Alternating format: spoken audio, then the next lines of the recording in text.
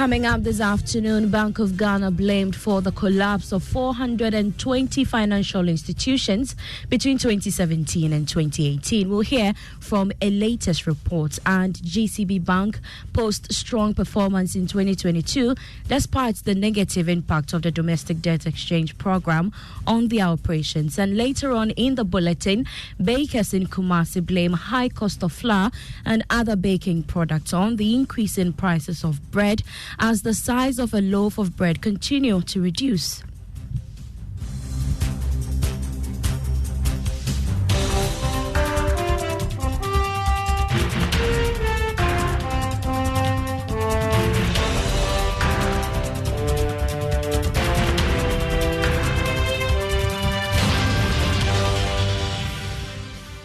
I am Beverly Broom. We settle for the details now. And a perception research conducted by think tank Institute for Liberty and Policy Innovation has revealed that the Bank of Ghana cannot absolve itself from the collapse of 420 financial institutions between 2017 and 2018. The research conducted between August and November 2022 gathered information from the public on their perception on government wasteful spending from 2014 to 2021, with the financial sector reforms as a variable. 77.5% of the 2,000 respondents held the view that the government has wasted taxes on the collapse of banks. Executive Director of the Institute for Liberty and Policy Innovation, Peter Bismarck Kofi, disclosed this at the launch of the government waste report at Tema in the Greater Accra region. We only have political appointment at BOG, whereas the existing directors still stay there. So it's important that we have terms and well-structured units at the BOG to ensure that these banks are doing the right thing, because there are structures already. Because if BOG comes to tell me that bank had a license in a dubious way, and those who supervise the bank to get a dubious license are still in position, I mean, it raises questions. The future, as I say, is not bleak. The insurance sector is not that strong enough. That is why everything is resting on the banks, because insurance, you need basically about 130,000 Ghana cedis to run an insurance company. So for banks to stand strong against IMF conditionalities, it's all about being liquid. The research revealed government has wasted 73 billion cedis on some programs and key decisions, which include the banking sector cleanup. Still on the banking sector, and in a bid to address the impact of domestic debt exchange program on their operations, GCB Bank PLC is seeking the approval of shareholders to raise additional equity of 1 billion cedis to meet capital adequacy requirements. The bank recorded a profit before tax of 832 million cedis in 2022. Meanwhile, the bank recorded a revenue of 3 billion cedis in 2022, representing an increase of 24% compared to 2021. The figures were announced at the bank's 29th annual general meeting organized today. Away from that, the German ambassador to Ghana, Daniel Kroll, has reiterated the German government's support towards helping Ghana fast-track economic recovery. According to him, Ghana securing $3 billion IMF bailout will help bring the country's debt to a sustainable level. He was speaking at the GIZ WIDU Entrepreneurs Award. Germany is the second largest bilateral creditors to Ghana, and we are ready to live up to our responsibility and to help to facilitate that Ghana can reach a sustainable debt service level. We do this, I communicated that over and over again under certain conditions. So we do this in the international framework that is provided for these kinds of cases. We do this with all creditors on board. We do some more stories now, and as part of efforts aimed at supporting small and medium-scale enterprises, the West Africa Competitiveness Program and the Ghana Export Promotions Authority has organized a Made in West Africa exhibition to push for the patronage of Made in Ghana goods. According to the Chief Technical Advisor for the West Africa Competitiveness Program, Dr. Charles Kwame Saki, such move is necessary to expand fund the operations of young entrepreneurs. He spoke to Joy Business at the second day of the event at the premises of the Accra Metropolitan Assembly. So the program is basically for SMEs working within the West Africa Competitiveness Program, WACOM, to exhibit their products that they've been able to develop new products, innovative products to the Ghanaian market. The basic idea behind this fair is we say building SME competitiveness for intra-African trade. So they want to take advantage, exhibit their products, find new clients locally, internationally, so that they'll be able to sell their products. You heard that Dr. Charles Kwame Saki is the Chief Technical Advisor at the West Africa Competitiveness Program. Now, partner at Deloitte Ghana, Yao Latte, has advised government to develop policies which will create the enabling environment for the growth of entrepreneurs. According to him, government can benefit from cheaper financial facilities which could support green initiatives under the United Nations Development Goals. He's been speaking to my colleague Isaac Osei on Joy Business Social. Government, in the first place, will have to have a policy on green initiative. We've had several policies, we've had several programs, so we should have policies that are earmarked towards helping SMEs and businesses secure green financing. So that policy will be driven by specific agencies and ministries and departments. A very good example is to use, let's say, the Ministry of Trade to support auto vehicle initiative. Now there should be another initiative by the Ministry of Trade to support, let's say, deployment of electric vehicles in Ghana. Once you have a policy initiative like that, you get donor support. Meanwhile, Director of Investment and Partnership at the Climate Innovation Center, Dramani Bukari, called for targeted support to existing green enterprises to champion awareness creation of the opportunities that exist in the sector.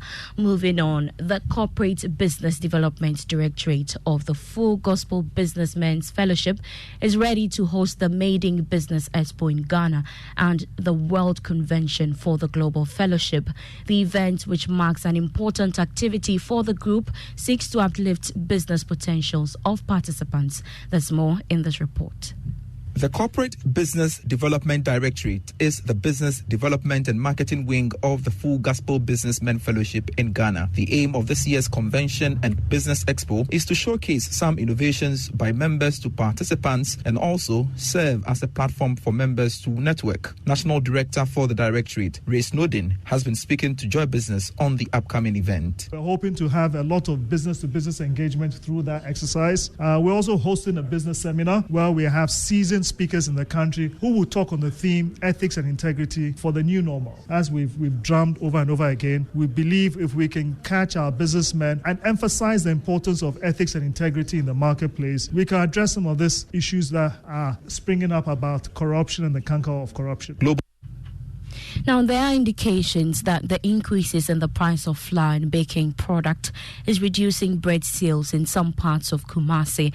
This some bread baker says pushing them out of business. The price of a bag of flour shot from 580 cedis in the first quarter of this year to 650 cedis. Today on Joy Business Journal, Lava Firm's Mona Lisa Frimpong engages retailers of bread who say the size of bread has reduced, affecting profit.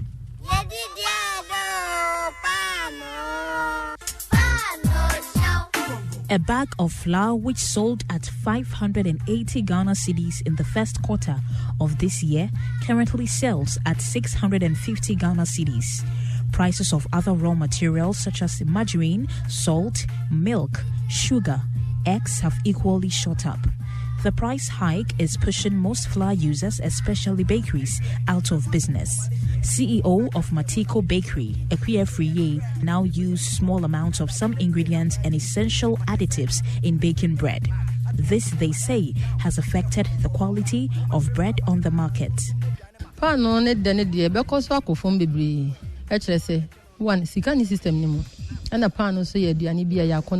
The taste of bread will continue to change. Now, people prefer buying other foods instead.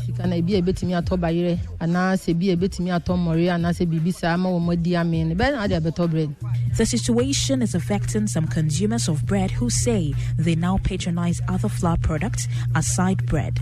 The bread sold on the market these days is very light. You break a piece of it and you have nothing left in your hands.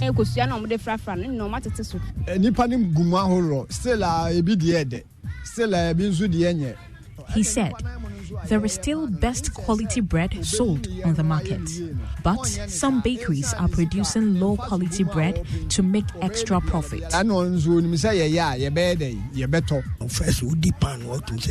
He said, during my days as a young man, the best bread in Kumasi was produced at Imrom African Bungalow. On the streets of Kumasi, retailers say they are recording low sales. According to them, their daily sales of 50 loaves have dwindled to between 25 and 30 loaves of bread.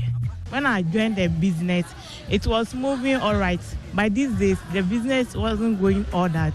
That time it was 10 cedi. Now it's 12 cedi. People are complaining. Sometimes when you take bus, then they are going, somebody say, oh, how much is the bread? When you say it's 12 cedi, they'll be complaining that it's too much because it's 12 cedi. Leadership of the Ashanti Flour Users Association tells Love News that despite petitioning government over the excessive hikes in the price of flour, the situation persists. Isaac Ajiman wants government to come to their aid. 2020 na 120 na ko ya kodu 600 ya kasa anwa ne ka stress aban betumi aye hu bibi aman ba ye pim ya ko Minister of Trade wo Accra nyina de ekon ye hu ye ne say. He said, we petitioned the government several times, but there was no response to our petitions. Instead, the prices were still maintained. From January 2023 till now, the price of flour has tripled on the market. But this year, January month, you're saying increasing in premiums. This year, you can say 650. For Joy Business, Mona Lisa Frimpong reporting.